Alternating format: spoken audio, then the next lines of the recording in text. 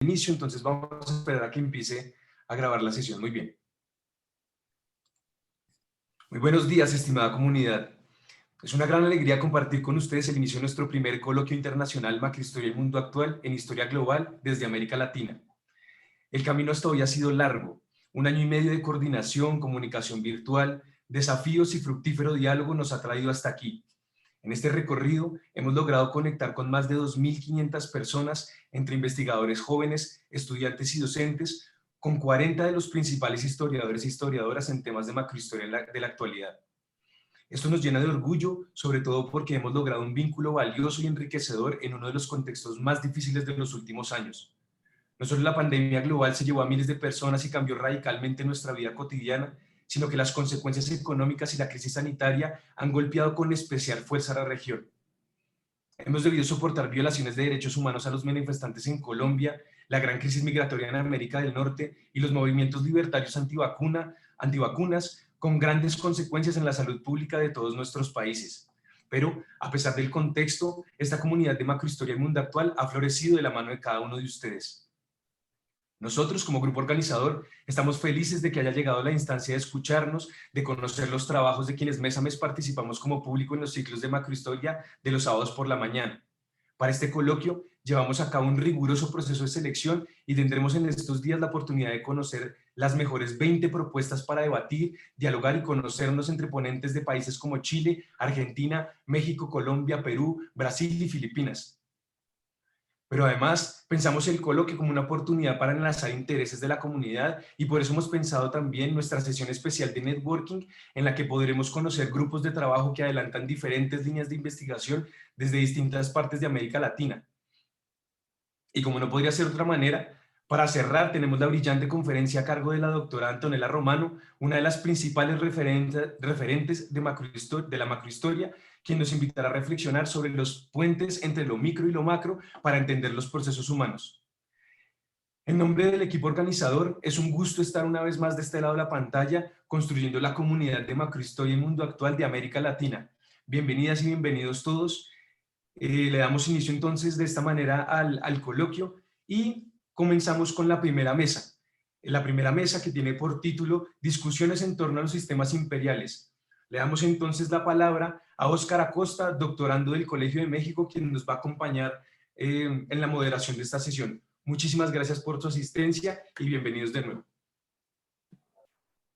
Bueno, muchas gracias, Santiago. Antes de iniciar, quisiera agradecer enormemente la oportunidad, el honor de estar aquí en este primer coloquio que, como han mencionado, pues reúne un montón de esfuerzos, mucho tiempo de organización, seguramente mucho estrés también, pero definitivamente creo que vale la pena, es más que necesario crear este tipo de eventos académicos y de divulgación también de la historia con perspectiva global. Entonces los felicito a todos y todas las integrantes de Macrohistoria. Bueno, vamos a dar inicio a esta primera mesa en torno a los sistemas imperiales. Entonces, por lo que entiendo, vamos a ver primero las ponencias, escucharlas, y después vamos a abrir una serie de ronda para hacerle preguntas, comentarios. Entonces les pedimos que si tienen preguntas pueden hacerlas por el chat o al final puede haber tiempo para que las expresen de manera oral.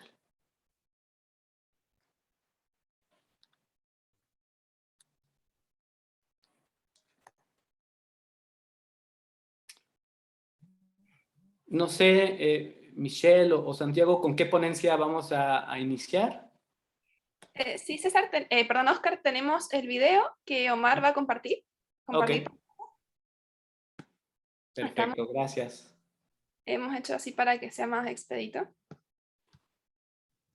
¿Podrían ayudarme compartiendo? Creo que ya están todos los permisos y eso.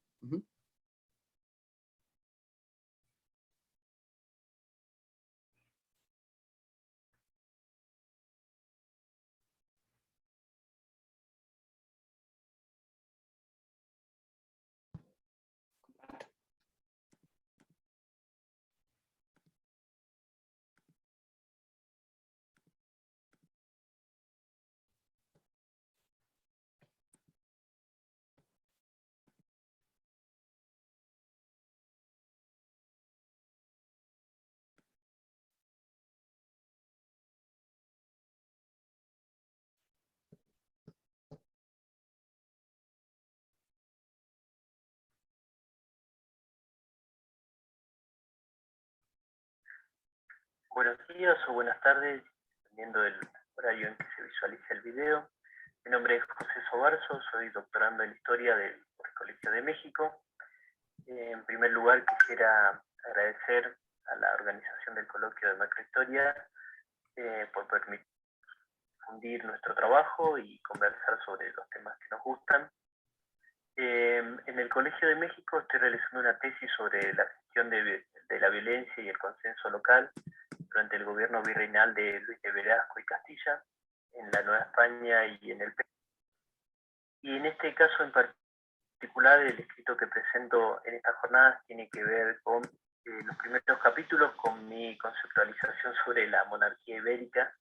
En esa tesis me trajo bastantes dudas y algunas que otras certezas que me gustaría explicar en esta ponencia. Por empezar, bueno, el título de mi escrito lleva por nombre En búsqueda de otro modelo explicativo, las monarquías ibéricas analizadas desde sus múltiples interacciones.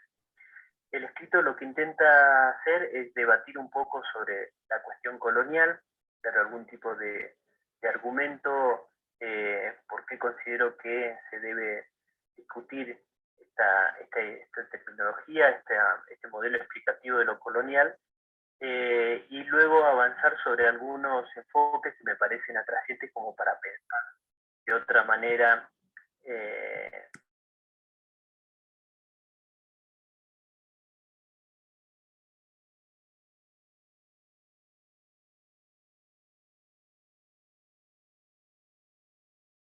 por empezar, sobre el debate de la cuestión colonial, alguna síntesis, un raconto un poco apretado de las últimas discusiones que se vienen realizando en torno a esta terminología.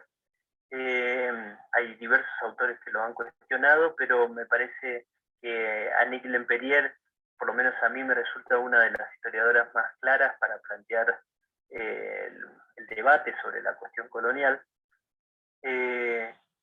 Pensando en que si entendemos por lo colonial como un mercado cautivo y una economía parasitaria, podemos pensar que ya en el último tiempo diversas investigaciones han trabajado y han derruido bastante esta idea del mercado cautivo, que es esta idea de que solamente había una comercialización con la península de los territorios americanos, cuando sabemos que hubo mucho comercio por diversos lugares en el territorio americano. Y esta idea de la economía parasitaria tiene que ver que si bien hubo mucha extracción fiscal que fue hacia la península, dentro de un conjunto mayor y pensándola en la totalidad, mucha de la extracción fiscal se quedó en América. Y me parece que plantea dos ideas o dos preguntas que son claves y que esa sí me hizo replantear todo desde un principio. Cuando ella pregunta cuándo una sociedad pasa de ser colonial a una que tenga rasgos específicos, cuando los indígenas y la sociedad dominada dejan de reproducir el sistema, dejan de ser solamente alguien que replica la dominación y pasa a ser como un agente de esa sociedad. La idea básica ahí es, pareciera, según la idea de la explicación colonial, que la mayor parte de la población americana quedó congelada luego del siglo XVI y no pudo tener ninguna respuesta ante un nuevo sistema de dominación. Esto, bueno, ya se han mostrado diversas investigaciones que hubo un sector en muchos territorios de la monarquía, un sector importante de la sociedad logró tener mucha agencia y pudo desarrollar distintas estrategias para solventar, digamos, para conservar su puesto dentro de una sociedad, dentro de esas sociedades. Espero en el escrito haberlo desarrollado de alguna manera como para que se entienda. Y a lo que apunto, ¿no? Entonces, ante esta idea de la discusión de la cuestión colonial, creo que ya se debe empezar a replantear otro modelo explicativo. ¿Cómo buscarlo? Bueno, el escrito obviamente no presenta otro modelo explicativo porque está lejos de mi posibilidad, pero sí lo que me resultó muy atrayente es presentar nuevos abordajes, nuevos enfoques que parten de la explicación global de la monarquía, esta idea de las interacciones bidireccionales que plantea el enfoque global, para repensar otro nuevo modelo explicativo. Las interacciones bidireccionales a mí me parece muy interesante, está planteado en un escrito de Patrick Manning sobre esta idea de cómo cómo habitualmente solamente trabajamos una sola de las interacciones, por ejemplo de centro y periferia, pero lo que no vemos son las múltiples direcciones de influencia que hay entre los diversos territorios de un conglomerado mayor como puede ser un imperio. Como ejemplo, que me parece ilustrativo, en nuestro enfoque que hacemos muy fuerte sobre América, porque obviamente es lo que conocemos en mayor grado, siempre planteamos, digamos, cómo la influencia de los esclavizados africanos en el continente americano. Y lo que no nos ponemos a pensar muchas veces, si hay menos investigación al respecto, o por lo menos que conocemos, es qué cambio se produjo en la sociedad africana a partir, digamos, de la gran población esclavizada que fue llevada hacia América. ¿Se transformó esa sociedad africana? ¿Qué cambió? Y ese es un buen ejemplo para pensar estas interacciones bidireccionales que se dan. Otro ejemplo lo va a dar John Elliot, que es el primer investigador que trabajo en el escrito, que tiene que ver con toda la descarga de la tierra que se produjo en Castilla a partir de la llegada de la partida de castellanos hacia América. ¿Eso qué influencia tuvo en la península ibérica? Él plantea que parte, digamos, de que no hayan habido tantos conflictos en el siglo XVII tiene que ver con esto, con esta descarga de la tierra. Y toda esta idea del mesianismo y la decepción que provocó en los territorios y en la monarquía ibérica, la imposibilidad de conformarse como un imperio a nivel global, tuvo un impacto muy fuerte a mediano y largo plazo en la historia de la península, como una idea de frustración generalizada. Ya que me meto, digamos, en esa parte que les mencionaba de John Elliot, bueno, me parece que las monarquías compuestas, este texto ya clásico o esta propuesta clásica ya de este historiador, nos habla de uno de los puntos que toco en el trabajo, que tiene que ver con esta flexibilidad de la dominación española en el continente, como les decía anteriormente, como para algunos, pero en muchos lugares de la monarquía, la suerte de la monarquía a nivel general del imperio estaba atada también a su suerte. Ante la posibilidad de crecimiento de la monarquía, también ellos tenían una posibilidad de crecer y de seguir dominando en sus territorios a nivel local.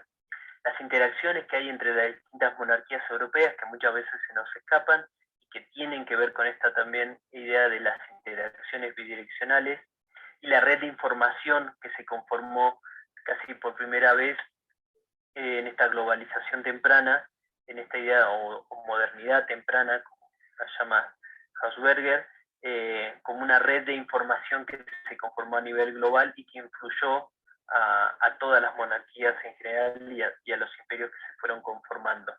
Otro de los historiadores que trabajo es Sergei Krusinski, que él muy fuertemente enfoca sobre la puesta en valor, digamos, de la circulación de los agentes de la monarquía por todos los territorios, y en esta idea de la diferenciación que él hace entre mundialización, occidentalización y globalización, en su escrito de las 4 partes del mundo, en donde señala esto de la mundialización como una expansión mundial de la monarquía ibérica, que no solamente no era América el punto de llegada, sino que era como el trampolín para poder llegar a lugares más lejanos como China, y poder vencer al gran rival de la monarquía, que era el llamado turco, el Imperio Otomano. La occidentalización que tiene que ver cómo las élites indígenas en diversos territorios adhirieron a la cultura occidental y se occidentalizaron, no sin un componente de violencia, pero sí que luego de un cierto tiempo se conformaron, se transformaron, se occidentalizaron para poder persistir en un sistema de dominación que había cambiado.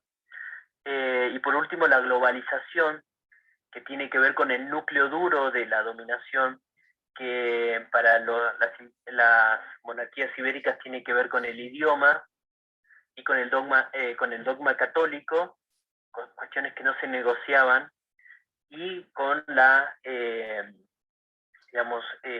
poner en la cúspide del sistema de dominación al rey como el eje explicativo, o más bien el eje de dominación central de este sistema de dominación. Todo ello plantea Gruzinski, que tiene que ver que no tiene un plan previo y no fue conformado de antemano, y que hubo por idea generar una gran flexibilidad en esta dominación. Yunka Salilla es otro de los autores que trabajo, y me parece que da algunos otros nuevos enfoques.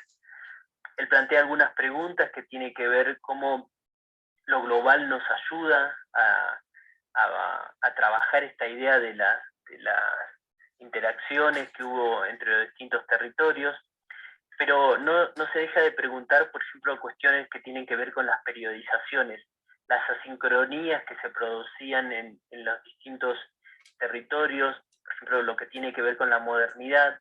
¿Cuándo podemos decir que comienza la modernidad? Cuando hay una temporalidad para Europa, otra muy diferente para Japón, y tal vez alguna diferente para América. Plantea otra idea que va en contra del canon habitual, que tiene que ver con esta idea de la provincialización de Europa, no por decir que está mal, sino por decir cómo hay que rescatar en ciertos momentos que, si bien la influencia de Europa fue de importancia, fue menor en algunas ocasiones, en otros sí fue de mucha importancia. Por lo tanto, volver a una cierta centralidad de Europa en ciertos momentos explica mejor que bajo esta idea que políticamente correcta de la provincialización de Europa. Por otra parte, señala cómo las redes informales de paisanaje, amistad y familiar es otro buen punto para investigar a las monarquías ibéricas, lejos de estudiar solamente las instituciones. Por último, el trabajo apunta a repensar esta idea de Ruiz Ibáñez y la red columnaria en general, con esta idea que plantea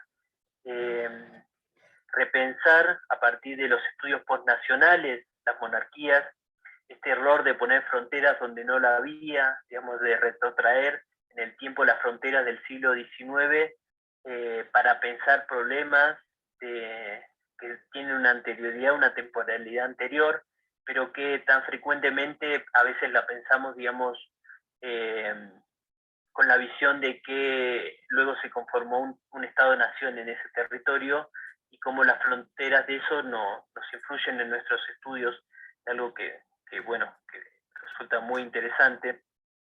Y esta idea de las monarquías policéntricas, como hay diversos territorios, hay diversos centros políticos dentro del imperio que son inestables y tienen un rol dinámico dentro de la monarquía, teniendo en algunos momentos mucho poder y en otros decayendo. Eso le sucede a América con la necesidad de los envíos de plata, cuando pasa a tener una cierta importancia central dentro del conglomerado imperial, pero en otros pierde su centralidad y pasa a ser Europa y luego Asia, y así con un enfoque en donde se intenta romper con la idea de centro y periferia. En definitiva, el trabajo, como les decía, intenta presentar distintos enfoques que muestran la flexibilidad de la dominación de la monarquías ibéricas como forma de gobierno, la combinación de cuestiones que tienen que ver con las partes duras y negociables de la dominación y con las partes que sí se pueden negociar. En esta idea que se presenta también como el sistema de negociación asimétrica, en donde hay una negociación constante para la dominación, pero que esta es asimétrica porque la monarquía tiene mayor poder, digamos, de fuerza por sobre las élites locales, pero debe conformarse con negociar en muchos de los casos durante los siglos de dominación que hubo en el continente. Con eso, bueno, espero terminar, porque el tiempo es tirano en televisión, así que, bueno, espero sus preguntas, sus cuestionamientos a estos planteos, y bueno, finalizo agradeciendo nuevamente al coloquio y a la oportunidad de charlar con ustedes. Muchas gracias.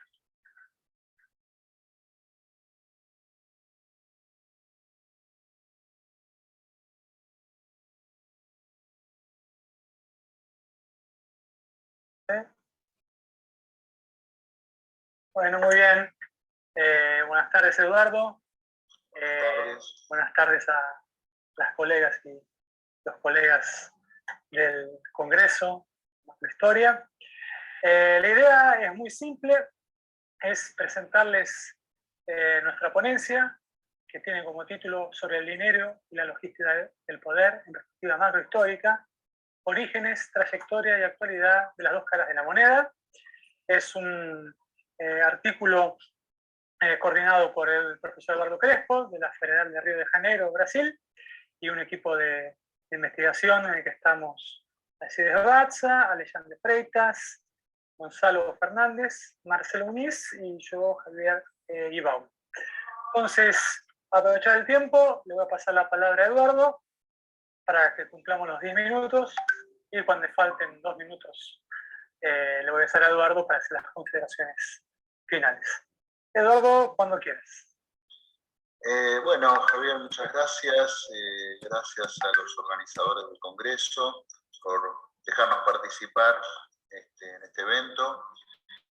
Bueno, el trabajo, digamos que en realidad es un ensayo, apenas un ensayo preliminar, que es parte de, digamos, una investigación que venimos haciendo con varios colegas, compañeros en general de otras universidades, tanto de Argentina como de Brasil. Apunta a algunos de los temas centrales de la llamada economía política internacional, que es una materia que doy, particularmente dicto en la Universidad Federal de Río de Janeiro, que busca interpretar o encontrar, digamos, los nexos entre procesos económicos y procesos políticos, el desarrollo económico y el desarrollo político. Y aquí puntualmente se trata del desarrollo de las relaciones de mercado y del propio Estado, pero ya más particularmente en el caso de este ensayo, de la forma como el dinero se conecta con el Estado y también obviamente con la aparición de un sector privado. Podríamos decir que hay un momento en donde podemos comenzar a distinguir la aparición de un sector privado y de un sector, llamémoslo así, público, de una centralización del poder político, de la fuerza en el Estado, y cuál sería el papel del dinero, cómo entra el dinero en esta relación. En principio, el dinero, digamos, es una relación social propia de sociedades complejas, porque sociedades complejas en el sentido, digamos, antropológico de la palabra, sociedades en donde conviven decenas de miles de individuos que en general no se conocen, que en general no tienen lazos de parentesco, de amistad o de relaciones, digamos, íntimas o personales, pero el dinero en este caso permite, digamos, que gente desconocida, gente que puede no conocerse, establezca una relación de intercambio efímera, inmediata. Si una vez que alguien compra o vende, esa relación se acaba, pero digamos, esta relación de intercambio permite coordinar un conjunto muy grande de comportamientos entre personas desconocidas. Digamos, el dinero en este sentido forma parte de digamos, es un artilugio social característico de sociedades complejas. Ahora, ¿cómo se relaciona esto con el Estado? Bueno, y aquí lo que hemos pensado es la idea de que, en principio, para el Estado, cuando este comienza a acuñar propiamente monedas, el dinero cumple una función logística dupla. Por un lado, cumple una función logística en el espacio, es decir, digamos, si el Estado precisa tributar, con dinero puede monetizar el tributo. Una vez que tributa en un lugar, una vez que cobra impuestos en un lugar, no precisa utilizar ese mismo tributo, por ejemplo, el tributo, llamémoslo así, en especie, para, digamos, para sus funciones, sino que como ese tributo tiene forma monetaria, puede gastarlo en cualquier otra cosa, que es propio del dinero, justamente. Es decir, esta idea que uno encuentra, por ejemplo, en Adam Smith, que el zapatero no precisa los servicios de un economista, o no me acuerdo el ejemplo exacto, o el economista los servicios del zapatero para que un economista pueda comprar zapatos, porque está el dinero en el medio, esto es algo general del dinero. Pero bueno, justamente el Estado lo que puede hacer es cobrar impuestos en un lugar y gastarlos en otro lugar, y en otra cosa completamente distinta. De modo que, digamos, de algún modo se establece una logística del espacio. Esto es algo que, digamos, el Estado puede hacer en su relación de impuestos con gastos a través del mercado. O sea, acá tenemos un Estado que usa al mercado, de alguna manera, y también tenemos un Estado, y esto también está en la teoría moderna de la moneda, en varios autores, en la idea de que el Estado tiende a consolidar como la unidad de cuenta que funciona en el sistema, tiende, digamos, entiendo que no es algo tampoco, es un tema para una mayor discusión, pero el Estado tiende a consolidar esa unidad de cuenta en la medida que fija la unidad de cuenta en la cual se pagan los impuestos. Entonces, el Estado fija cuál es la unidad de impuestos, que de algún modo tiende a consolidar esta unidad, la unidad general del sistema, y a través de ello desempeña una función logística en el espacio. Y también lo hace en el tiempo, porque esta también es otra de las características del dinero, en el sentido de que uno puede, digamos, cobra una determinada cantidad de dinero en un momento del tiempo y puede decidir gastarla en otro momento completamente distinto. El dinero tiene que cumplir esta función. Y esa función es la función de reserva de valor. Y también conecta esta función con el sector privado. Es decir, el dinero tiene que cumplir la función de reserva de valor, aunque sea el Estado quien define la unidad de cuenta. Si esta unidad de cuenta no desempeña bien esta función de reserva de valor, digamos, irse hacia otro instrumento para digamos, debilita este instrumento y debilita el propio Estado. Entonces, las dos caras de la moneda, que es algo que tomamos de un autor, un antropólogo, Hart, la idea de que la moneda tiene, esto creo que ya tiene. Y para esta aceptación, una de las condiciones más importantes es justamente que desempeña la función de reserva de valor, que es esta logística en el tiempo. Un poco el artículo apunta a eso, obviamente es un trabajo inicial, estamos ampliando un poco esta idea y insertándola en un marco más general, pero bueno, básicamente la ponemos a discusión porque nos parece importante discutir estos temas, y son temas que, aunque en el texto, digamos, se haga mención a experiencias, digamos, del pasado, entiendo que tiene mucha actualidad. Perfecto, Eduardo. Bueno, entonces el texto completo está ya disponible con los colegas del Congreso. Como dijo Eduardo, trata muchísimas cuestiones, ¿no? Empezamos con los imperios, pero también tratamos de las finanzas modernas, ¿sí? Y cómo eso fue importante para la consolidación de ciertos estados nacionales modernos en Europa. Entonces, bueno, los invitamos a que lean la ponencia, así como se lee de los colegas, y bueno, que podamos discutir en noviembre entre todos y todas. Bueno, Eduardo, ¿algo más que agregar? No, agradecer una vez más y, bueno, desear un buen encuentro en noviembre.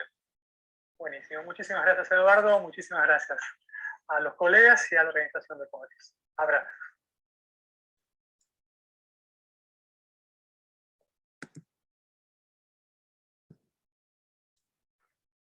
Bien, pues muchas gracias por enviar sus videos. Gracias a José Sobarzo por su video. Ahorita lo vamos a comentar. Y también a Alcides, Alexandre, Eduardo, Gonzalo, Javier y Marcelo por esta última ponencia que hemos visto y escuchado.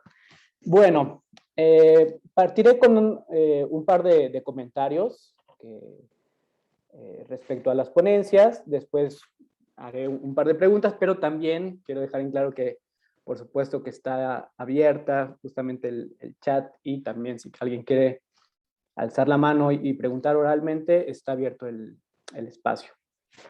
Bueno, ambas ponencias pues se enmarcan, digamos, en esta mesa en torno a los sistemas imperiales. Sin embargo, nos hemos dado cuenta que son, digamos, perspectivas, incluso temáticas muy distintas.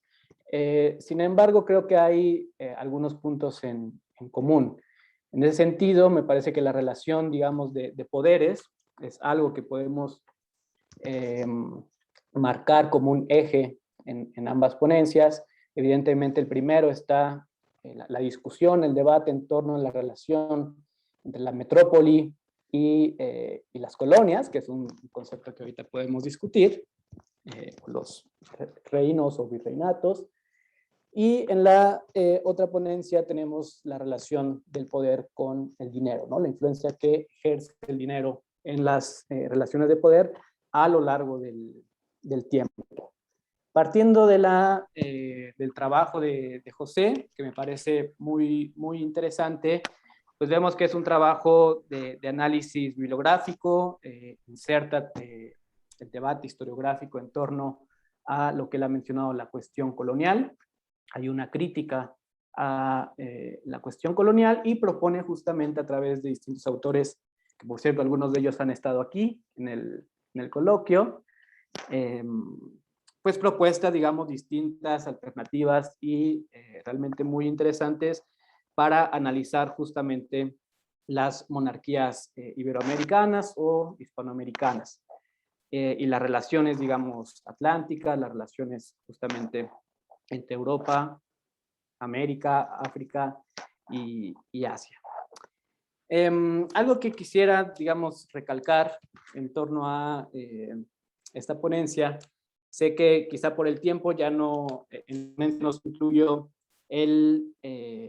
la parte de Ruiz Ibáñez, pero que sí tuve la oportunidad de leer la ponencia de José, y cuando incluyes a Ruiz Ibáñez hablas de las identidades, y este tema me parece muy interesante para analizar justamente o cuestionar la cuestión colonial, porque precisamente partimos a veces de anacronismos. El término colonial puede ser anacrónico en ciertos sentidos, ¿no? Cuando se usa, pero también justamente el de identidades, digamos, la construcción de las naciones, los nacionalismos en el siglo XIX, pues escriben una narrativa de la historia a partir de las supuestas identidades. Sin embargo, estas supuestas identidades creo yo que son cuestionables y criticables en el sentido de digamos, siglo XVI, XVII, porque precisamente hay una identidad que, según lo que mencionas, o lo que menciona Ruiz Ibáñez, hay una identidad que es como inamovible, que es justamente la identidad con la monarquía, ¿no? Entonces, la figura del rey, evidentemente, es una figura identitaria universal, por así llamarlo. Sin embargo, lo que podía variar eran justamente las identidades locales. Entonces, hay que pensar, digamos, que en el siglo XVI, lo que llamamos españoles quizá no necesariamente tenían una identidad española. España como tal se estaba consolidando justamente apenas en esos años. Sin embargo, las identidades locales tenían quizá un peso más fuerte, ¿no? Es decir, los castellanos, los valencianos, los granadinos, y lo mismo acá, es decir, lo mismo en América. No solamente quizá había una distinción identitaria entre los novohispanos con los habitantes del Río de la Plata, pero incluso regionalmente las identidades locales quizá pesaban más, ¿no? Entonces, ¿a qué voy con todo esto? Que en las identidades creo yo que puede ser un factor o un elemento importante para ver desde otra perspectiva la relación. Muchas veces, digamos, muy jerárquica, como se ha expresado, la relación entre la monarquía y sus periferias o sus colonias o virreinatos. Bien, ahora, digamos, un cuestionamiento que me surge a partir de esta propuesta es entonces, ¿qué se hace con el concepto de colonia? Por lo que leí, digamos, el uso de colonia en el campo, digamos, de la historiografía, por un lado, pues he entendido, como lo has mencionado, ¿no? Como un mercado cautivo, es decir, nos enfocamos en la parte económica. Sin embargo, también la colonia tuvo un uso político a finales del 18, principios del 19, por parte de la élite criolla, para tratar de reflejar, digamos, una relación casi despótica entre la monarquía y, digamos, la Nueva España o los otros virreinatos en América. Y a lo largo del siglo XIX, pues justamente las historiografías nacionales van a retomar el concepto para explicar este gran periodo, ¿no? Que son ni más ni menos que 300 años. Sin embargo, me surge la duda, el cuestionamiento sobre qué pasa, digamos, con el otro colonialismo. Es decir, Thomas Piketty habla, por ejemplo, de una primera era colonial, que va de 1500 a 1800, 1850, y una segunda era colonial de 1850 hasta 1960, ¿no? El periodo de las liberaciones en África. Entonces, quería preguntarle a José si considera que conceptualmente son colonialismos diferentes, si aceptamos, digamos, el concepto de colonia para la segunda era colonial, ¿no? Del siglo XIX, toda la época del imperialismo, etc. Y, digamos, si hay continuidades o si hay rupturas en torno a las relaciones, ¿no? De las llamadas metrópolis con, si las queremos llamar así, sus periferias, ¿no? Esto obviamente partiendo de una perspectiva que es justamente la que estás criticando, ¿no? Donde hay una relación casi que unidireccional. Sin embargo, bueno, eso es una pregunta, ¿no? Sin embargo, quisiera reiterar que la propuesta, digamos, de una monarquía o incluso de un imperio policéntrico es realmente muy interesante de analizar. Bueno, creo que por ahí tengo más comentarios, pero me gustaría pasar a los comentarios de la segunda ponencia y luego con las preguntas podemos retomar algunos otros temas. Bueno, de la segunda ponencia me llamó mucho la atención la perspectiva y efectivamente considero que es un trabajo muy ambicioso, digamos, generalmente desde el campo de la historia o de la disciplina histórica, pues seguramente dirán que es problemático, ¿no? Problemático porque intenta hacer un análisis de la historia del dinero de 6.000 años atrás hasta la criptomoneda. Entonces es un tema realmente gigantesco. Sin embargo, considero que es realmente una pregunta muy oportuna, ¿no? O un tema muy oportuno en el sentido de que no sé si haya algo más global que el dinero. Entonces, evidentemente en este texto, que como han mencionado en la ponencia, es simplemente un primer acercamiento y que sería imposible hablar de una historia en perspectiva macrohistórica del dinero en 15 minutos. Entonces, digamos, de lo leído y de lo expuesto en la ponencia, quisiera pues comentar que en este recuento histórico que se hace sería interesante, sería importante quizá considerar algunos elementos que puedan explicar la relevancia histórica, política del dinero, ¿no? Algunos de estos elementos en los que pensé es, por ejemplo, en las redes comerciales que se construyen y se constituyen en distintos periodos históricos, ¿no? Evidentemente, digamos, en la Edad Antigua el Mediterráneo jugará un papel fundamental.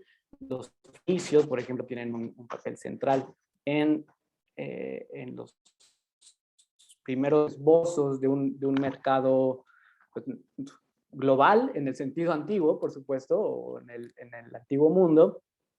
Pensar, por ejemplo, también en las redes comerciales que se van a constituir en el periodo medieval, las distintas ferias, por supuesto la ruta de la seda eventualmente, y la transformación a partir del siglo XVI del Atlántico como la principal zona comercial a nivel mundial, por supuesto sin dejar de lado todo lo que se va a llevar a cabo en el sureste asiático en la llamada Edad Moderna. ¿Por qué creo que es importante esto? Porque pues, precisamente si hablamos de si tratamos de rastrear la circulación del dinero, pues es ahí precisamente donde circula el dinero, ¿no? Por otra parte, también considero oportuno hablar del siglo XIX, porque evidentemente en el texto son momentos específicos, ¿no? que los autores han considerado relevantes. Sin embargo, me parece que a lo largo del siglo XIX pues hay ciertos procesos fundamentales, ¿no? En primer lugar, digamos, la gran divergencia, gran desfase entre Europa Occidental, Gran Bretaña principalmente, respecto a el resto del mundo. Y esto particularmente creo que es interesante e importante para su propuesta, porque definitivamente se van a generar distintas relaciones de poder a partir de la gran divergencia, ¿no? Entendiendo, digamos, la constitución de la hegemonía británica y occidental, que pues se va a alargar y alargar, podríamos decir que hasta la fecha, ¿no? En realidad. Por otra parte, pues ni más ni menos, como lo ha llamado Hobsbawm, es la era del capital, en donde los bancos, que si bien justamente los mencionan, ¿no? Pero en el siglo XIX los bancos van a tener un papel fundamental tanto en lo económico, en lo político y en lo científico inclusive. Entonces, considero que son elementos muy, muy importantes a considerar. Ya en el siglo XX, pues precisamente han hablado, digamos, de la importancia del dólar como moneda fiduciaria, que coincide justamente con como lo han mencionado ustedes, con el modelo neoliberal. Entonces, quizá también hablar de los otros modelos que se han instituido a lo largo de la historia y la relación con las monedas y con los soportes de estas monedas sería importante, digamos, para entender justamente los sistemas económicos. Y bueno, respecto a las criptomonedas, ahí sí yo no puedo decir mucho, no soy un gran conocedor. Sin embargo, algo que me llamó la atención y al respecto quiero hacer una pregunta, es que mencionan que la criptomoneda tiene esta cualidad también de ser ocultable. Y por lo que entiendo, esta cualidad de que el dinero sea ocultable es lo que le da el carácter privado. Entonces, yo les pediría si pudieran un poco esbozar en esta dualidad que han mencionado, ¿no? Entre una cualidad pública que se relaciona con el Estado y una cualidad privada que se relaciona con el mercado. Sin embargo, también tiene esta cuestión de que es ocultable. Entonces, si nos pudieran, por favor, clarificar esta dualidad del dinero, se los agradecería. Y de momento yo lo dejaría aquí. No sé si abrimos el micrófono a los ponentes o si alguien tiene más preguntas. Tal vez sería bueno dejar que respondan los ponentes Va. y luego abrimos a las preguntas del público. Perfecto, gracias.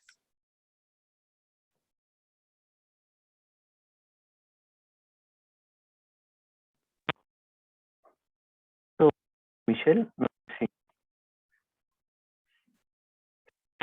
Sí, tú, José, si quieres. Bueno, muchos días. Un placer estar aquí conversando con ustedes sobre, como decía ahí sobre los gustos que me interesa discutir. Es un poco chocante igualmente a las 8 de la mañana en México verse ahí en pero, eh, José, hacia- ¿sabes qué? Te escuchamos muy cortado, perdón que te interrumpa. ¿Puedes estar un poquito cerca del a ver, micrófono? Porque se interrumpe mucho. ¿mejor o no? Escucho a ti. Sí, mejor. ¿Sí, mejor? Genial. Bueno, les decía, repito ahí, que antes de ver a las 8 de la mañana en Ciudad de México.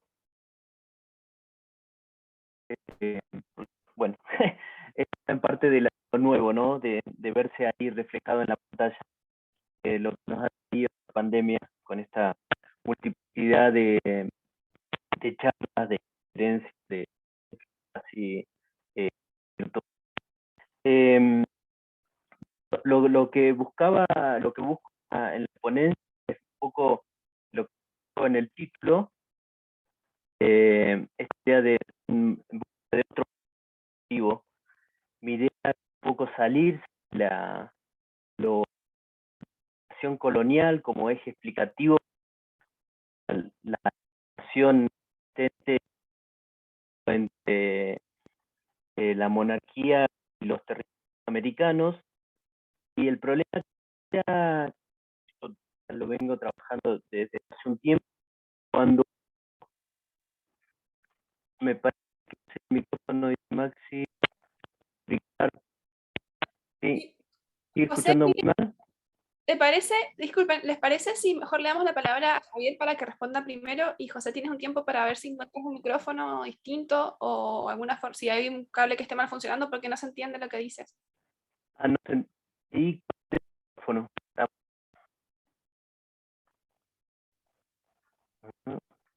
Bueno, que pase el próximo, yo mejoro aquí. Ya, gracias.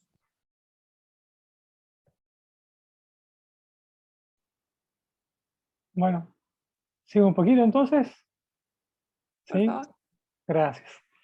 Bueno, primero agradecerles ahora en vivo y directo todo el trabajo, la organización, ¿sí? del coloquio y de todo lo que hacen a lo largo de todo este tiempo. Hacer una aclaración, los demás investigadores, profesores, en este momento están dando clases en Buenos Aires, Santa Fe, de 11 a 1, justo es un horario, yo por suerte de la noche acá en Brasil, entonces tal vez Eduardo Crespo consiga entrar en algún momento del debate, igual mañana seguimos en el networking. Bueno, muchísimas gracias a Oscar por los comentarios y también por la paciencia. Nosotros habíamos pensado para el coloquio traer estas cuestiones para un periodo más reducido, ¿sí? Para pensar América y en diálogo con José la cuestión colonial, pero preferimos presentar un texto anterior que son un poco provocaciones, debates, ¿sí?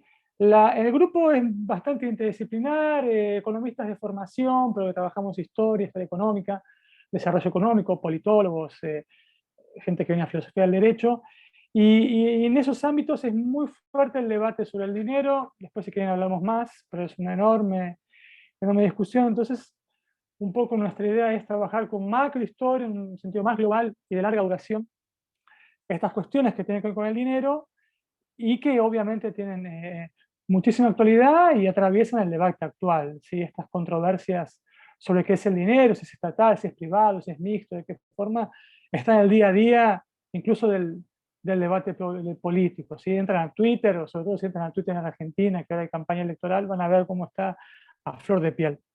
En ese debate así de larga duración o de conceptual muy, muy largo, ¿sí? Nos gusta mucho la antropología económica, ¿sí? Michael Hart tiene un texto muy corto que se llama Las dos caras de la moneda, está en la ponencia, la referencia, que justamente va a hablar de esta dualidad, pero en el sentido relacional, ¿sí? Cómo tener el dinero como relación social desde su formación y sus tensiones tiene este carácter público, pero al mismo tiempo privado, ¿sí? En el sentido de que obviamente precisa una cierta centralización del poder, pero sin el acuerdo, la aceptación, los conflictos y alianzas con agentes, simplificando aquí, privados, sobre todo la banca, pero no solamente la banca, el comercio, en diferentes momentos históricos, el dinero no se verifica como relación social, deja de ser dinero, ¿sí? Entonces, esa sería una referencia muy fuerte. Y para América, que es lo que estamos trabajando más recientemente, nos gusta mucho alguien que fue invitado al ciclo de conferencias, que es Marichal. Marichal tiene, bueno, obviamente tiene varios libros sobre la cuestión financiera, la cuestión monetaria, pero hay un artículo relativamente de publicación más reciente en un libro sobre las mercancías globales, que él habla de la plata, ¿sí? Del peso plata, que es muy interesante y para nosotros dialoga mucho con la idea de Hart, que va a hablar cómo el peso plata se constituye en el dinero global en el mercantilismo, ¿sí? En la época del colonialismo mercantil. Y nos gustó mucho leer Hart leer Marichal con la clave de Hart, porque Marichal va a mostrar cómo esto que decía José, ¿no? Cómo, por ejemplo, había una idea de que la metrópoli extraía la plata directamente para su metrópoli, para la redundancia, pero él va a mostrar cómo justamente el lugar donde se extrae la plata y donde se cuña la plata en moneda, están los privados, están los agentes privados, están los mercaderes, ¿sí? Y tiene todo que ver con esto que decís, Oscar, de las redes comerciales, ¿sí? Entonces, nosotros simplificamos hablando de financistas, de mercaderes, pero están totalmente relacionados con el comercio, con la triangulación, esta cuestión de que la materia plata sale de Potosí o de México, depende del momento histórico, pero termina en China. Y bueno, ¿por qué gran parte la materia está en China? Y bueno, justamente por la triangulación, ¿sí? Hay lo que en economía se llama referato, la plata es mucho más valiosa en China, entonces llevando la plata a China se consigue más oro o se consiguen mercancías que son vendidas en Europa o vendidas en las poblaciones, que sean, hay un proceso realmente global, ¿sí? Envuelve el mundo y el dinero y la plata se va constituyendo como un dinero global, ¿sí? Entonces, tal vez en ese periodo relativamente más corto se vea todo esto que Oscar levantó, que tiene totalmente que ver con las redes de comercio, tiene muchísimo que ver con los conflictos, con las alianzas, con las tensiones y con esta relación, ¿sí? Diríamos, con José, bidireccional, público y privada, ¿sí? Que de vuelta, para un historiador puede ser evidente, para un antropólogo no, pero para muchísimos economistas al día de hoy no lo es, ¿sí? El siglo XIX es otro momento clave para entender estas cuestiones. Sí, la ponencia está poco trabajado, pero en nuestras discusiones, en nuestros cursos, lo trabajamos mucho. ¿Sí? Ahí se ligó. ¿Se ligó? Bueno. El siglo XIX, como bien decía Oscar, la cuestión de la gran emergencia, la era del capital, como dice Juan, a nosotros nos gusta mucho Polanyi, Polanyi, no sé cómo se pronuncia en cada lugar. En Argentina yo le decía Polanyi, acá le dicen en Brasil Polanyi.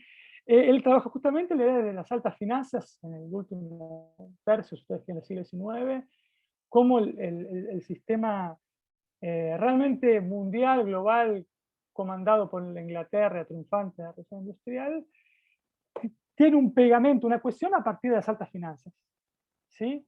Y no por casualidad las altas finanzas tiene que ver con grandes familias de banqueros que tienen, pero a la vez no tienen nacionalidad, ¿sí? Que esa es otra cuestión que trabajamos, esta cuestión que hablaba Eduardo, de la territorialidad, ¿sí? Del dinero. Y ahí ya voy a tu última pregunta, Oscar, para pasar la palabra a José. Eso pasa en las criptomonedas. Otro autor que nos gusta mucho, que viene de arqueología, antropología, es Robert Carneiro.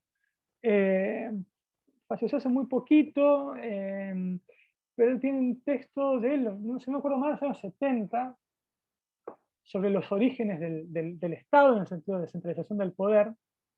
Y un concepto clave de Carnero, bastante simple, es la idea de circunscripción. ¿Sí? Hay centralización del poder en la medida de que yo puedo circunscribir a los agentes, que los agentes no tienen para dónde escaparse. ¿Sí? Cuando José hablaba de la importancia de otras monarquías para una monarquía, etc., yo lo pensaba mucho en términos de Carnero. Y en el dinero esto es clave, y en el debate del pensamiento económico es clave también. Keynes va a hablar de la liquidez del dinero, pero en inglés tiene la idea de liquidez con el sentido de poder escaparme. ¿Sí? Los agentes quieren dinero, como decía Eduardo, ¿no?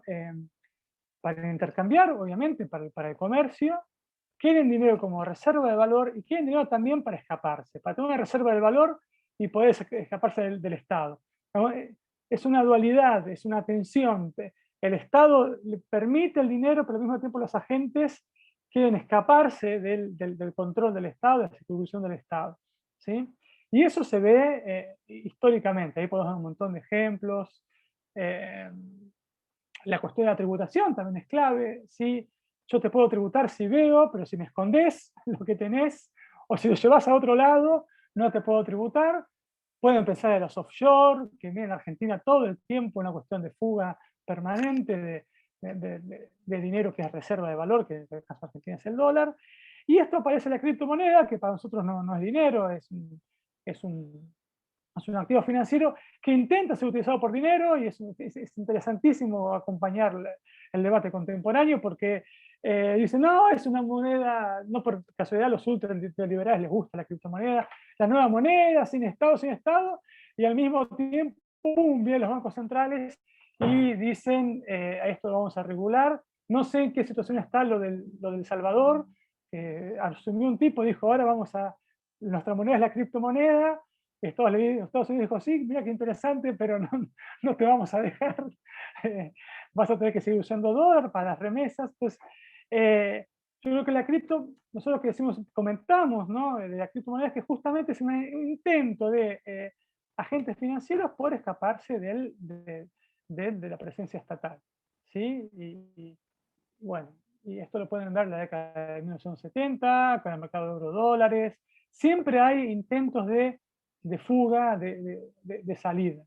Entonces el dinero sí tiene, obvio que es una construcción estatal que va junto con el mercado, que muchos economistas de un lado dicen es puro mercado, de otro lado dicen es puro Estado, y nosotros decimos no es así, agarramos a los antropólogos, los arqueólogos que dicen no es así, y lo que estamos haciendo es intentar ver eso para periodos históricos específicos. ¿Sí? Y para el caso de América realmente nos interesa mucho el análisis que hace Marichal, ¿sí? Y para el siglo XIX nos interesa bastante el análisis que hace Polanyi junto con los autores que bien mencionó Oscar. ¿Sí? Bueno, no sé si respondí o confundí más. Y una vez más, muchísimas gracias por los comentarios y por el coloquio. Gracias. Así, gracias, Javier. Pues le damos la palabra a José, y mientras recuerden que si quieren hacer preguntas por el chat o levanten la mano virtual también. A ver si ahora sí. ¿Ahora sí? Sí, mucho mejor. Vamos todavía. Qué bueno. Bueno, uno se queda fuera si empieza a fallar internet. Son las ventajas y las desventajas de estos nuevos sistemas, ¿no? Bueno, les decía al principio que era un poco choqueante verse tan temprano. Aquí son las 8 de la mañana, casi las 9 ahora. Pero bueno, ha sido un placer trabajar para para conversar sobre estos temas que, como decía, nos gusta, o por lo menos a mí me interesa tanto y uno le dedica tanto tiempo a su tesis y a trabajar alrededor de ello. Muchas gracias, Oscar, por los comentarios. Lo que planteaba justamente no es...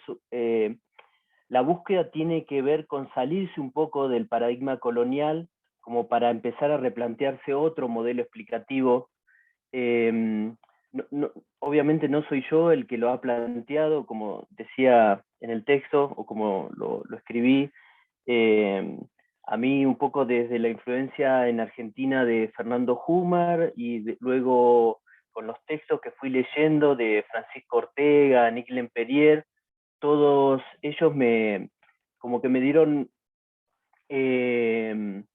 argumentos como para poder replantear, y la búsqueda que yo hago, por eso también el título de la ponencia es, bueno, salgámonos del modelo de la colonialidad, digamos, del modelo explicativo, que lo explica todo como una colonia, cosa que nos cuesta mucho porque lo tenemos sumamente asumido, y desde los términos, tú Oscar también lo planteaste, y yo también cuando quiero explicar algo, siempre se me viene el paradigma colonial como eje explicativo, porque lo tenemos sumamente incorporado, y los estados-nación han funcionado muy bien en nuestra educación para entender este sistema de esa manera. Entonces, el desafío es buscar otro modelo explicativo que intente dar cuenta de otra relación, de otra forma, que refleja lo que han visto los estudios, por lo menos en los últimos 25 años, que es otra forma de relacionarse entre lo que era la península y los territorios americanos. Entonces, por eso es otra idea de buscar otra forma. Yendo a las preguntas o a los comentarios que me hacías, Oscar, el primer punto era que tenía que ver con las identidades. Sí, es un término complejo, difícil. Ahí yo me voy, digamos, le esquivo un poco a esa discusión, poniendo algo que tiene que ver con la identificación de los agentes. Que para mí, y ahí, bueno, sí también me baso en lo que dice Ruiz Ibáñez, tienen en su mayoría los agentes de la monarquía, podemos hablar de la cuestión local, tienen esta doble adscripción. Una por el lado digamos, de la, por lo menos discursivamente, que es hasta donde nosotros podemos llegar también con los estudios. Este eje de adscripción hacia la monarquía, hacia a la corona, como la globalizadora, la que le da sentido en general a la monarquía. A mí siempre recuerden esto con el tema de las independencias, ¿no? Esto que se trabajó en Argentina como la máscara de Fernando VII, pero que en general sucedió en el resto de América con las élites que se sublevaron, que tenían que ver con, digamos, seguir siendo de la corona, pero, digamos, ascribirle o señalar las cuestiones que no estaban de acuerdo, en una revuelta de antiguo régimen, claramente, que luego se transformó en otra cosa. Pero siguiendo con esta idea de las identidades, a mí siempre, por lo menos en los agentes que yo trabajo, veo esta doble adscripción. Por un lado a la monarquía como general, como algo global, y por el otro lado a lo local, porque en lo local están los intereses que cada uno tiene. Todos los agentes, todas las distintas poblaciones que hay en América tienen muy, obviamente en lo local, todo lo que tiene que ver con sus intereses económicos, políticos y demás.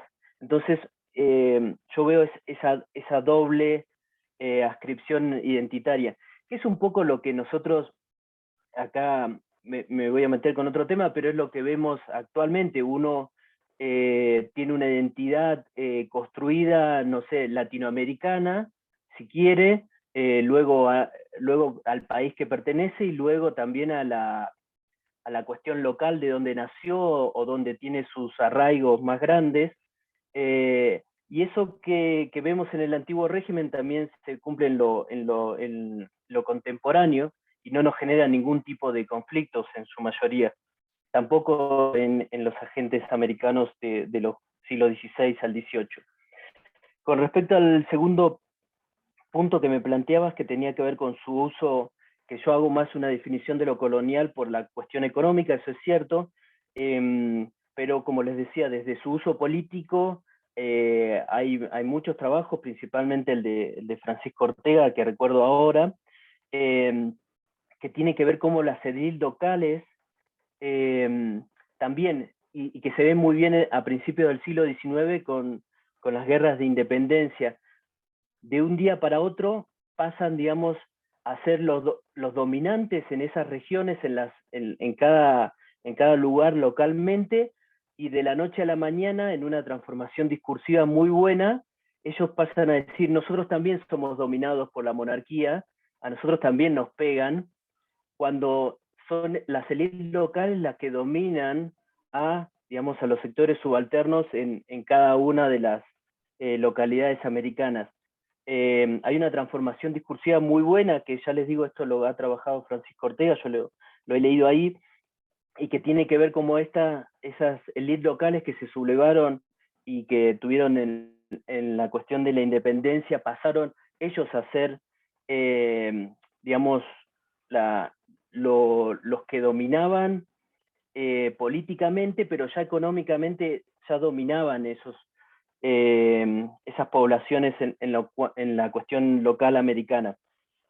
Y para el siglo, y también todos los autores señalan que este término de lo colonial se retrotrajo porque sí había este tipo de relación hacia el siglo XIX, más que nada en la cuestión de los grandes imperios que avanzaron sobre África, por la capacidad militar, y ahí sí, yo no soy un especialista de ese periodo, pero sí entiendo que a través de la capacidad militar sí existía esta posibilidad de avanzar territorialmente y poner tropas en África hacia el siglo XIX, pero no existía esta capacidad militar hacia el siglo XVI. Si recuerdan, por ahí un texto de Matthew Restall sobre la conquista, los 7 mitos de la conquista, que es un texto, a mí me parece muy, muy, muy bueno, siempre señala esto de que no fue una avanzada militar y ordenada directamente por la monarquía, lo que termina con el proceso de conquista a fines del siglo XV y principios del siglo XVI. Son más bien agentes de la monarquía, buscavidas, que ingresan militarmente, no eran militares, no era un ejército de la monarquía los que van a hacer la avanzada Cortés y Pizarro. Son, digamos, grandes, son conquistadores, aventureros, buscavidas, que hacen uso de la violencia claramente para imponer un nuevo sistema de dominación. Pero, y con esto cierro, a mí, que también lo señalé en el video, la idea más clara que me quedó, que trayendo de nuevo lo que decía Nick Lemperrier, era que cuando analizamos el periodo colonial desde el siglo XVI hasta el XVIII, bajo esos términos nada más, pareciera que la sociedad fuera la misma en el siglo XVI y en el siglo XVIII y a principios del siglo XIX. Y pasan 3 siglos ahí. Pareciera que la población americana se queda congelada, se queda como frisada, los indígenas también no tienen capacidad de acción ni son agentes, y se quedan como petrificados hasta la independencia. Entonces ahí a mí me hace mucho ruido y me parece que tenemos que buscar otra forma de explicar lo que sucedió durante esos siglos. Bueno, nada más, así que muchas gracias. Bien, muchas gracias, José. Esperamos también sus preguntas, comentarios. Pues al respecto de esto último que acabas de mencionar, José, pues coincido totalmente, ¿no? Hay una percepción en general, digo, en un ámbito muy, muy general, ¿no? De una sociedad estática, homogénea, congelada, como tú has dicho, ¿no? Este llamado periodo colonial, y también como una sociedad pues sí, estática, inamovible, ¿no? Cuando en realidad, pues, diversos estudios en las últimas décadas pues han recuperado algunos personajes que podríamos llamar cosmopolitas en algún sentido, ¿no? Y que justamente reflejan la complejidad de las distintas redes que se construyeron pues prácticamente desde las primeras navegaciones, no solo en América, por supuesto, pero también en África y en Asia. Entonces, aquí hay muchos temas, digamos, que se pueden analizar desde esa perspectiva. Tú has mencionado la esclavitud, por ejemplo. La esclavitud generó un montón de redes al respecto, ¿no? Pienso en un texto de Andrés Reséndez, La otra esclavitud, donde justamente recupera a este personaje, Luis de Carvajal, que se convierte en un esclavista, se encargó de la trata de esclavos, viajó a América, hasta tuvo puestos políticos en Monterrey. Entonces nos hablan de figuras que viajaban, que construían redes, y nos habla por lo tanto de una sociedad pues muy, muy activa, ¿no? A diferencia de la percepción que muchas veces tenemos, y por supuesto de que había, digamos, una comunicación bidireccional, ¿no? No es solamente una dirigencia unidireccional. Bueno, hay primero una sugerencia de David Columbia respecto a el Bitcoin, The Politics of Bitcoin. Luego también en el chat, Javier, ¿la quieres decir tú, Javier, la pregunta? Sí, no, era más una curiosidad, no hace aprovecho y digo dos comentarios. Una curiosidad, José, vos contaste hacer la tesis discutiendo muchos sentidos comunes, ¿no? Muchas ideas. Y si te metes con esto que está muy en boga del giro decolonial, y vos hablaste un poco de la provincialización de Europa, pero si también discutís la idea de colonialidad de estos autores, como Aníbal Quijano, Miñolo, entre otros, una curiosidad. Y no, la segunda, no sé si estabas ahí buscando el micrófono, esto que contás de contrariedad de una sociedad estática y homogénea. Estábamos comentando un artículo de Carlos Marichal sobre la mercancía plata, y sobre cómo involucra un montón de redes, un montón de agentes público-privados y deudas. Incluso, Oscar, en un momento, unos financistas, si no pagaban la deuda, lo que querían era el control de la red comercial por parte del Estado. Entonces, esas reacciones contra el sentido común de lo homogéneo y estático, ¿no? Solamente esos dos comentarios, nada más. Y Eduardo recién pudo entrar después de una clase ahí. Entonces, querían preguntarle cosas. Eduardo Crespo está ahí también.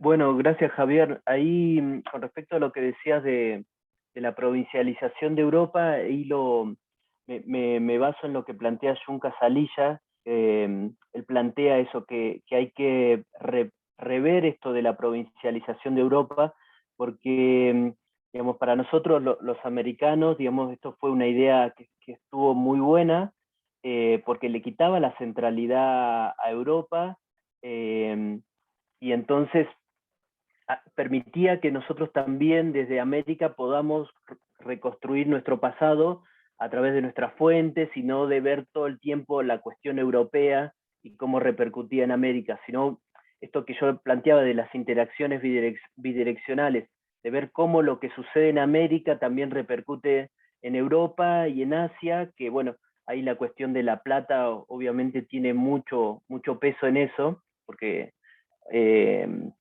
digamos, cambia, hemos visto esto de con Marichal y todos los que han trabajado La Plata, cómo ha cambiado la explosión de minas de plata de americana de la economía a nivel mundial. Entonces, y la crítica que hace Junca Salilla dice muy bien, esto para los años 60, 70 funciona bien, está bueno, tiene que ver también con el contexto político en donde se está desarrollando, pero ahora ya pasados 50 años de esto, tenemos que ver que hay nuevos estudios y que podemos ver que hay una centralidad europea en algunos momentos de la historia, entre el siglo XVI y XIX, y hay otros momentos en la que no. pero no todo el tiempo provincialicemos Europa, digamos, saquémosla del eje explicativo porque sí es importante. Tengamos en cuenta también los otros lugares, pero no le quitemos importancia porque sí tiene una importancia. Digamos, políticamente es correcto plantearnos por fuera, digamos, de la historia europea, pero tiene su centralidad. Digamos, hay que entender un poco la historia europea para entender el conjunto. No es como antes, que solamente había que entender la historia europea para entender la historia mundial, pero sí está bueno trabajar en esto, lo que yo les decía y que me olvidé de marcar, que es lo que más me interesa a mí de la historia global, que tiene que ver con esto de las interacciones bidireccionales, las interacciones que se dan entre distintas economías y ahora entre distintas historias, ¿no? Como para poder comprender el proceso de una manera global, porque así funcionaba, entiendo yo. Quería decir algo más de lo que me preguntaste, y no lo recuerdo, pero sí tenía que ver con esto, digamos. Y las monarquías policéntricas para mí permiten esa idea de provincializar Europa y desprovincializarla. ¿Por qué? Porque las monarquías policéntricas hablan de estos centros políticos inestables en cuanto a su dominancia. Entonces hay momentos en donde América tiene mucho poder y tiene más poder de negociación que otros, a veces es Europa, a veces es Asia, y entonces en esta idea de las monarquías policéntricas, con diversos polos que van variando y son inestables en cuanto a su poder de negociación, nos permite entender para mí un poco mejor cómo funcionó esto, que es al fin y al cabo lo que intentamos realizar. Nada más, gracias. Bien, gracias, José. Le damos la palabra a Maximiliano. Hola, buen día. Bien. Muy interesante, no llegué a escuchar toda la ponencia, así que me disculpen si por ahí lo había planteado. Quería hacerle un comentario, una pregunta a Javier Baudi. Disculpen, justo pasó una ambulancia por acá. Si tomamos Perdón, Mirá que justo, si tomamos a la mercancía de dinero como, a la plata, si vemos lo que plantean los textos que hablan de América para el siglo XVI, XVII y hasta XVIII, según quién y cuándo más o menos, los intercambios hacia el interior estarían más bien dados a partir de ciertos trueques, donde la plata se concentraría mucho más hacia los puertos y para intercambios ultramarinos. Pero después en el siglo XVIII aparecen un montón de mercancías americanas que van a ser intercambiadas también, el cobre, el cacao, los cueros y demás, que van a ser intercambiadas también por productos europeos. Hacia el siglo XIX sí habría tal vez y ni que hablar después hacia el interior de África o de Asia, en donde los intercambios también por medio de la plata, me imagino que deben ser bastante relativos. Y después, hacia el siglo XIX, sí habría como una consolidación de ese modelo, digamos que hay un poco lo de Polanyi, es decir, de los intercambios y demás, del mercado, como de la imposición del mercado en gran parte de los territorios, pero después, 30 años después o 20 años después, a la Revolución Rusa, y gran parte de la Tierra vuelve a estar con otro sistema, digamos, intercambios que no estarían tan centrados en el mercado.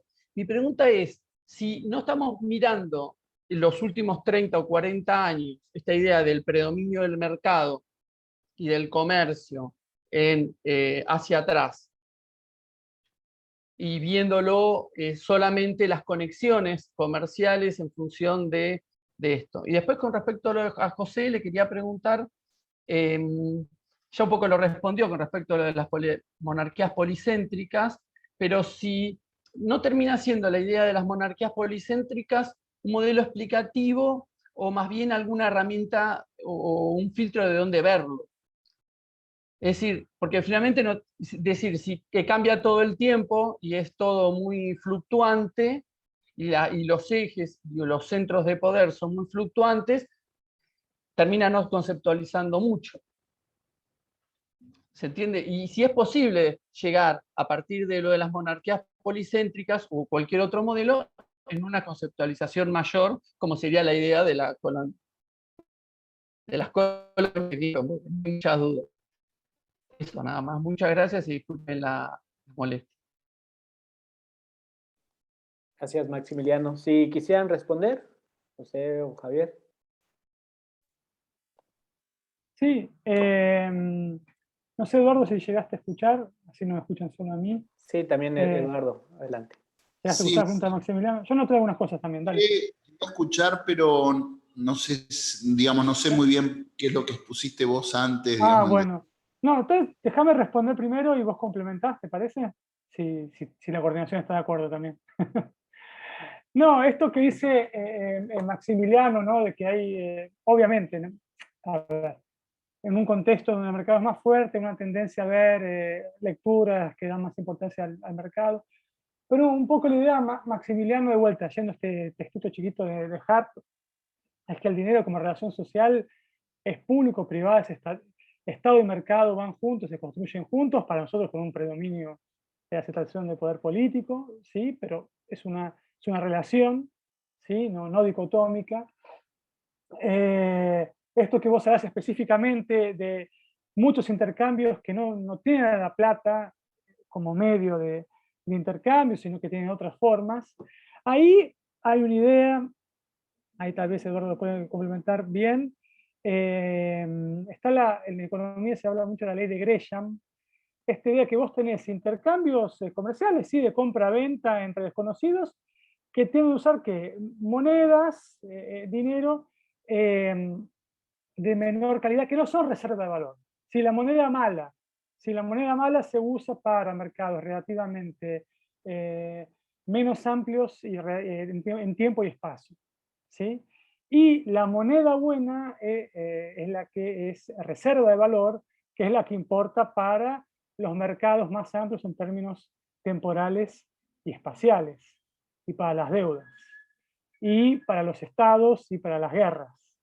Entonces, no es casual que, yo lo simplifiqué mucho, cuando Marichal habla del peso plata como el dinero mundial, no está hablando como sea el dinero hoy, que es el día a día cotidiano, no es la tarjeta de crédito, sino que justamente es la relación social que permite, en tensión, etcétera, el funcionamiento del mercantilismo colonial en el mundo, ¿sí? Entonces, eso no es excluyente de que vos tengas mercados locales, temporales, etcétera, con moneda mala, ¿sí?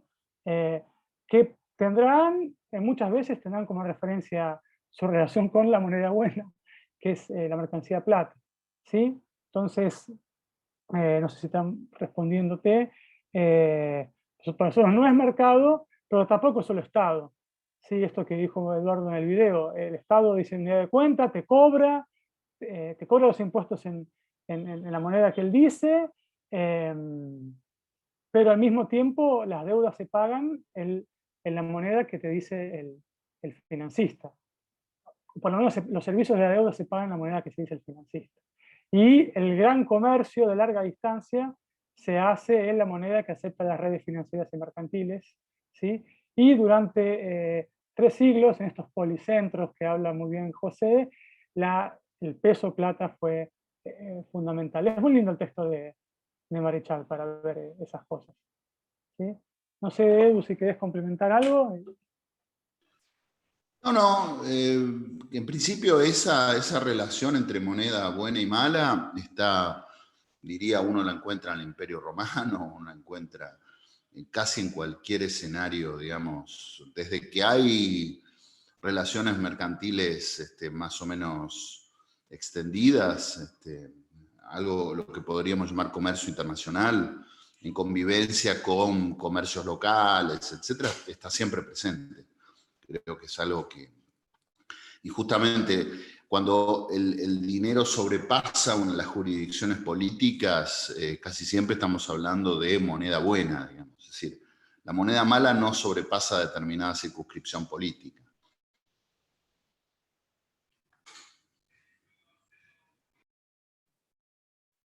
Bien, gracias. No sé, José, si quisieras continuar. Bueno, muy bien, sí. Sí, muchas gracias, Maxi, por la pregunta. Yo lo de monarquías policéntricas, al igual que lo de la historia global y al igual que casi todo lo que vengo leyendo en el último tiempo, tiene que ver con algo me parece nuevo que tenemos que asumir los historiadores jóvenes. No, de esta idea de una nueva generación o las generaciones que estamos trabajando en este momento, que tienen que ver con salirnos de las grandes explicaciones y permitirnos este eclecticismo o esta heterodoxia en donde tomamos de las explicaciones que nos dan otros historiadores, la bibliografía, lo que nos sirve, lo citamos, digamos, ponemos de dónde lo conocemos, de dónde, tratamos de buscar de dónde salen estos conceptos o estas ideas, y luego las utilizamos como nos parece a nosotros para tratar de dar las explicaciones que estamos buscando. Entonces, tanto la historia global como la monarquía policéntrica, más que nada esta última, no tiene como la idea de buscar una gran explicación, sino que son como lentes, herramientas que te permiten, vamos, dar explicaciones que uno está buscando. Lo mismo que lo colonial, que no quería dejar de decirlo, que tiene que ver que uno no desconoce, que tiene que ver con grandes discusiones de mitad, de principios del siglo XX, en cuanto a la leyenda rosa, esta reivindicación de la conquista por la evangelización y la civilización del franquismo, que ahora también resurge y tiene otra nueva vuelta de tuerca en el contexto, en lo contemporáneo. Uno no tiene que desconocer que cuando charlamos o discutimos el paradigma colonial, muchas veces se nos pega directamente con esa discusión. Hay que hacer la aclaración que uno no está conversando ni reivindicando la conquista por la evangelización y la civilización, pero sí que a mí me parece que discutir lo colonial nos permite buscar otra forma, otro modelo explicativo para lo que sucedió durante ese tiempo. Y a la vez, y contradiciéndome a mí mismo con lo que dije recién, hay como una necesidad igual todo el tiempo de tratar de armar como una explicación mayor que nos permita explicar algo más global, y que no sea solamente todos estudios que hablen sobre una región en específica, y que nos permita explicarla muy bien a través de todas nuestras fuentes. Entonces hay una necesidad, y creo que es el tironeo de las nuevas generaciones, un tironeo de salirse de las grandes explicaciones, conformar otras nuevas que sabemos que van a ser insuficientes y que, como si uno analiza cualquier explicación de las ciencias sociales, va a durar solo un tiempo y luego va a ser, digamos, arrasada por otras nuevas. Entonces me parece que hay estos tironeos entre salirse, no buscar explicaciones y a la vez buscar algo más para que nos permita entender contextos mayores en donde se vienen desarrollando. Nada más, gracias. Bien, gracias, José. Michelle, ¿quieres participar? Sí, gracias, Oscar. Es que tengo una pregunta. Sí. Sí, para Javier y Eduardo, que en realidad me pareció, bueno, las dos ponencias me parecieron muy interesantes también, pero para mí lo de Javier y Eduardo fue como más novedoso, porque conozco menos el tema, y quería preguntarles si sobre el tema de la criptomoneda como una nueva fuente o como una nueva instrumento de especulación o financiero, si hay, ¿cómo entienden ustedes esta tensión entre la búsqueda de apostar por la criptomoneda, una moneda que tiene una agencia fundamentalmente privada y escapa del control estatal, y las tendencias actuales hacia el nacionalismo, como por ejemplo con gobiernos como el de Trump o el de Bolsonaro? Tenemos como una tensión, o de Putin incluso, hay una tensión entre corrientes cada vez más nacionalistas, con mayor poder para el Estado, en corrientes anti-globalización, y esta criptomoneda que avanza, tal vez minando el poder del Estado sobre la economía y los instrumentos financieros. Esa sería la primera pregunta. Y la segunda pregunta es que si pudieran, por favor, ahondar un poco en cómo dialoga su marco de interpretación sobre la función de la moneda a la hora de generar el poder dentro de los estados con la teoría del Estado fiscal militar. Cómo juegan, porque ahí, claro, ustedes tal vez no profundizaron tanto, por lo menos en la ponencia oral, sobre el rol del ejército y la necesidad de construir un ejército a la hora de fortalecer los aparatos estatales. Eso, muchas gracias. Adelante, Javier, Eduardo. Gracias Micheli. Bueno, hacemos como otra vez. Yo tiro algunas cosas y Eduardo, si quiere, complementa. A ver, la primera es más difícil, ¿no? ¿Cómo relacionar esta cuestión de la criptomoneda como un instrumento, un intento de instrumento privado, ¿no? De huir del control estatal con los nacionalismos políticos? Porque para mí el tema de los nacionalismos políticos actuales es muy complicado. Yo vivo en Brasil y sí, Bolsonaro tiene un discurso nacionalista, pues su política es ultra neoliberal, en la parte económica, en la parte de regulación de tierra, trabajo, todo es ultra neoliberal. ¿Sí? Entonces, yo creo que a él le dijeron, hacemos una criptomoneda, no sé qué, y así, adelante. No.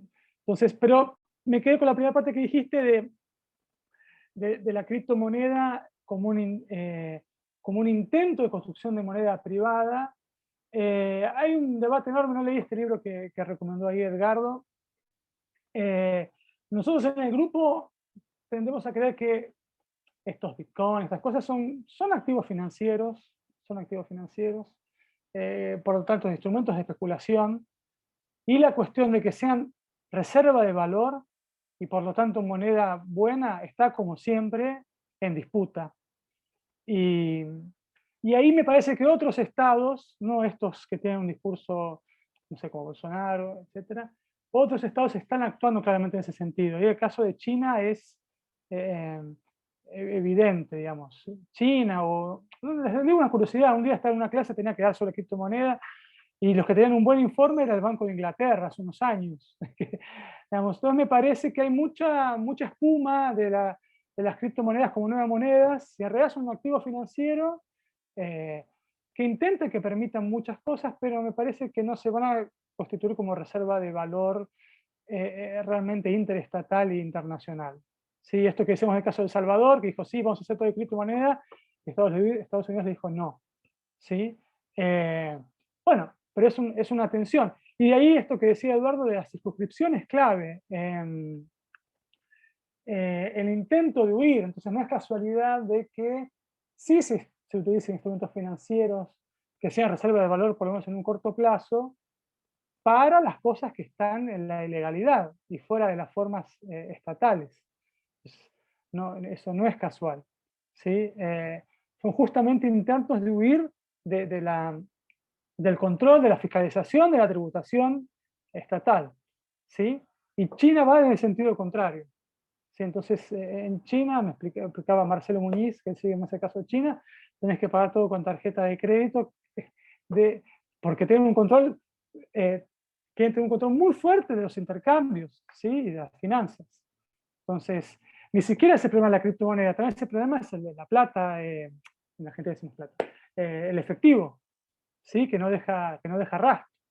Entonces, vos tenés estados muy poderosos actuando, y bueno, está en disputa, es interesantísimo ver esa disputa. ¿Sí? ¿Y qué va a pasar? Sobre el Estado fiscal militar, ahí le paso la pelota a Eduardo. A nosotros nos parece, estamos de acuerdo con esta idea de vos tenés el Estado, que es el que te tributa en la moneda que dice él, ¿sí? Y al mismo tiempo es el que paga en la moneda que dice él, digamos. Es el que le paga históricamente a los mercenarios, es el que paga los insumos a los proveedores del ejército, y eso es fundamental para la constitución del dinero. Pero no es solo eso. No es solo eso. Tenés que tener un lastro, un áncora, un ancla con la reserva de valor, con la moneda buena, porque esa es la moneda buena con la que el Estado paga o refinancia sus deudas. Entonces, históricamente, a día de hoy, si ustedes quieren, pero en el momento del colonialismo mercantil, etc., es fundamental la idea de las deudas y tenés que pagar la deuda en la moneda buena. ¿Sí? Entonces, Eduardo usa mucho esta idea, que en América Latina la tenemos bastante clara, en Argentina, que es la idea de restricción externa. Es una restricción externa. Entonces no es solamente, tributo, hago guerra, sí, pero ¿cómo te financias? La deuda es fundamental para la guerra, ¿sí? Y la moneda buena es fundamental. Entonces, si no tenés moneda buena, que tiene que ver con el comercio, con los superávit comerciales, ¿sí? Es ridículo pensar que dependes del superávit comercial. No, no es tan ridículo. Históricamente no es tan ridículo. ¿Sí? No sé, Eduardo, si querés complementar un poco eso de la idea de la discusión del Estado eficaz militar, restricción.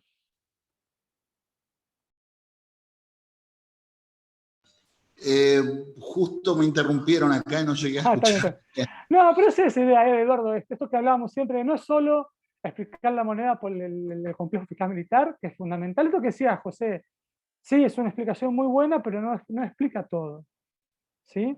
Y la cuestión de la restricción, incluso los estados de información, los poderosos estados de información modernos,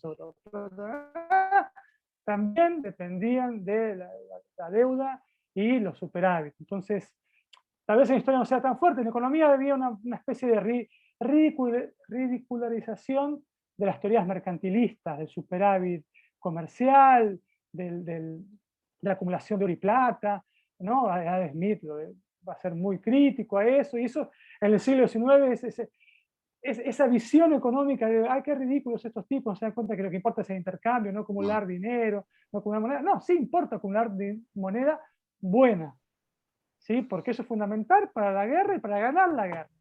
Es lo mismo que acumular reservas hoy, es decir, es exactamente el mismo sentido. Y no es acumular Bitcoin. Sí, no sé qué estado acumular Bitcoin. ¿Sí? No, pero el Bitcoin tiene un sentido también genérico, digámoslo así, es decir,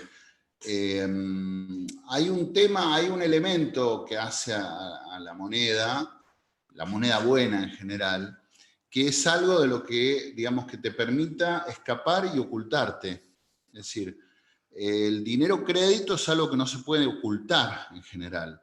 Desde el atentado del 11 de septiembre de 2001 hay una supervisión muy, muy rigurosa sobre todas las transacciones financieras internacionales que obliga a, digamos, que cualquier transacción por arriba de los $5.000 está supervisada.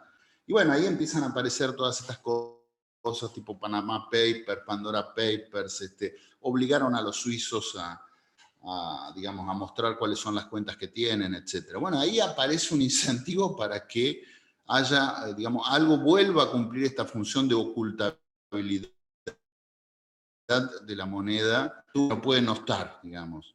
Entonces, no creo que hay gente que ve esto como una gran novedad, en realidad es más de lo mismo, es lo que hubo siempre, es decir, en general, por ejemplo, el Imperio Romano, en periodos donde había algún tipo de inflación con la moneda mala, se acumulaba, se enterraba la buena, es decir, gente atesoraba oro, la idea de atesoramiento, digamos, viene un poco de ahí, y en general es lo que vemos, es decir, toda vez que, digamos, en principio siempre tiene que estar la posibilidad de que se pueda ocultar, por eso el carácter privado también de la moneda.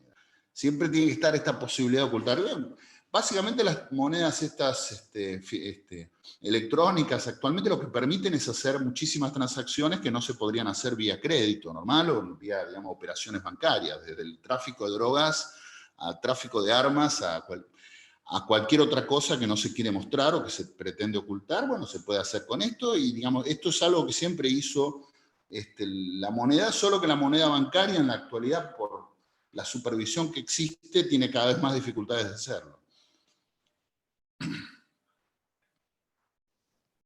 Bien, gracias Javier y Eduardo. Respecto a esto último, no sé si quizá ya no hay tiempo, pero justamente me surgió la duda de qué pasa con ese dinero que es tan oculto, ¿no? Es decir, todo el dinero que circula en el medio del narcotráfico, etcétera. Quizá en este texto que mencionas, Javier, coordinado por Marichal, hay un capítulo justamente sobre la cocaína de Paul Gutenberg, ¿no? Bueno, no sé, Michelle, me parece que estamos ya en los últimos minutos. Entonces, pues de mi parte, agradecer primero por la invitación, luego a los ponentes también por su participación, que fue una charla muy enriquecedora en torno a imperios, poder y dinero. Y pues nada, los invito a que sigan disfrutando del coloquio, del primer coloquio, y que esperemos que haya un segundo y muchos más. Muchas gracias, Oscar. Gracias a ti por la coordinación y por el trabajo de leer con tanta atención las ponencias. Creemos que seguramente hay mucho interés por leer las ponencias, pero bueno, si alguien las quiere podemos mandarlas por correo, pero en realidad tenemos el objetivo, como tal vez sepan, de armar una publicación, así que ya iremos comunicándonos con los autores para pulir tal vez los trabajos finales a partir de los comentarios que han surgido y pensar en una publicación que unifique las nuevas líneas de investigación en macrohistoria de América Latina, pero eso ya será próximamente.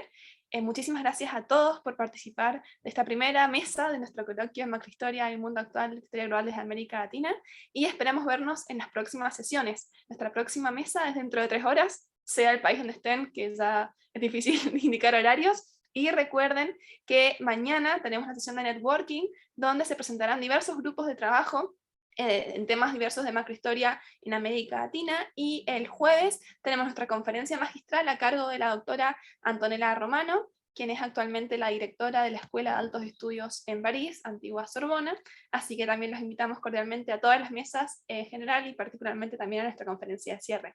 Muchísimas gracias por acompañarnos una vez más y nos vemos en un par de horas.